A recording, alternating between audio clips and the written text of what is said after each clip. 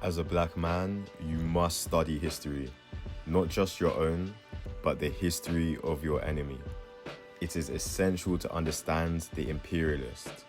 If you ignore history, it will only continue to repeat itself.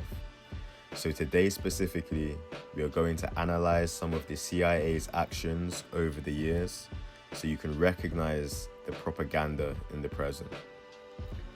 It is vital for you to understand the enemy. The enemy does not just wage war overtly, but will attempt to dominate the ideological battlefields of global culture. You may not be in chains or in combat, but you are fighting a war in the grey zone. Gladio, 1948. Gladio-linked agents orchestrated and facilitated false flag terrorist attacks, such as the 1969 Piazza Fontana bombing, which killed 17 people and injured over 80. This was done to frame the left and to justify authoritarian crackdowns. If this is what they would do to their own people, why do you think they care about you? The CIA from the 1950s has been waging war through media to enslave your mind. They backed a front in Paris named the CCF, Congress for Cultural Freedom, under the guise of promoting liberal and democratic values. In reality, it was tasked with subverting populations through a variety of mediums, everything from academic conferences to magazines. The animated adaptation of Animal Farm is one of their most ambitious projects, where CIA agents purchased the rights from Orwell's wife, adapting the ending of the novel to subvert communist nations. Do you really think they still don't push agendas through media? CIA Director Alan Dulles viewed Lumumba as a threat to Western interest for having the audacity to chart a path away from imperialism. On August 26, 1960, Dulles sent a cable to the CIA station chief Larry Devlin, instructing him to seek the removal of Lumumba by any means necessary. He wouldn't be killed by the CIA's poison plots, only because other Western powers were able to move faster.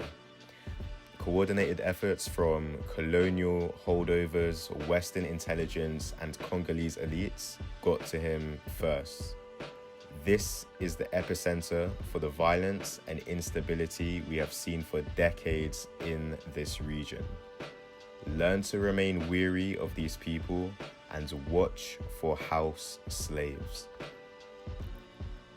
Operation Northwoods reveals who the true terrorists are. The plans called for a series of false flag operations, the goal being to create a pretext for a full-scale invasion of Cuba. Plans included hijacking or shooting down commercial airliners, bombing US cities, and attacking Guantanamo Bay. Now, JFK rejected the plans outright, concerned by the CIA's egregious suggestions. This shows how far they will go to engineer context for war and the extremism which lays within the military and political structures in the West. US-backed Contra factions fighting Sandinista forces were flooding black areas with crack cocaine. In 1986, the Reagan administration had to admit that anti-Sandinista forces were deeply involved in the drug trade. Investigative journalist Gary Webb alleged that CIA-linked Contra operatives triggered the crack epidemic, which devastated minority communities in the 80s and 90s. Dealers like Freeway Rick Ross's supplies were traced back to Contra traffickers. Gary Webb was ousted from journalism under the pressure that he was faced after this revelation, and was found dead with 2 gunshot wounds to the back of the head. and that death was ruled a suicide. Why you should be weary of the narco-terrorist bombings.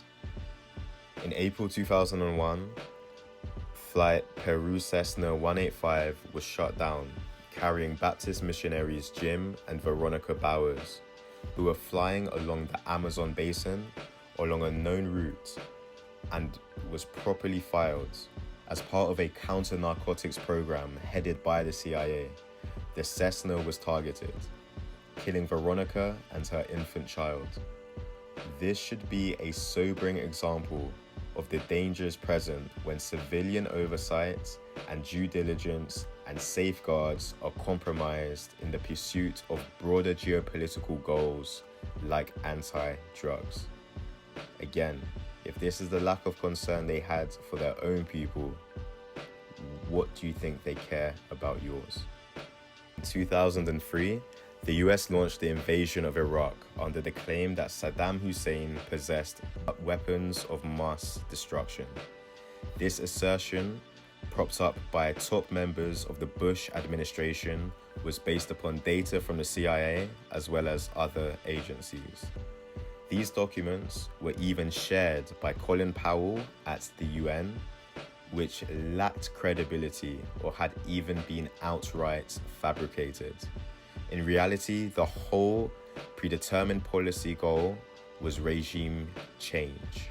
Now, with the years of sanctions, condemnation of Maduro, and even an opposition leader who is magically thinking, one day we'll have a close relationship between Venezuela and Israel, and I believe, and I can announce this, that our government will move our Israeli embassy to Jerusalem. That will be part of our support to the state of Israel. Wow, in God's will. Thank you so much. Thank you. do you honestly think the goal here is narco-terrorism or regime change? Oh, and obviously, do not be deceived, young king.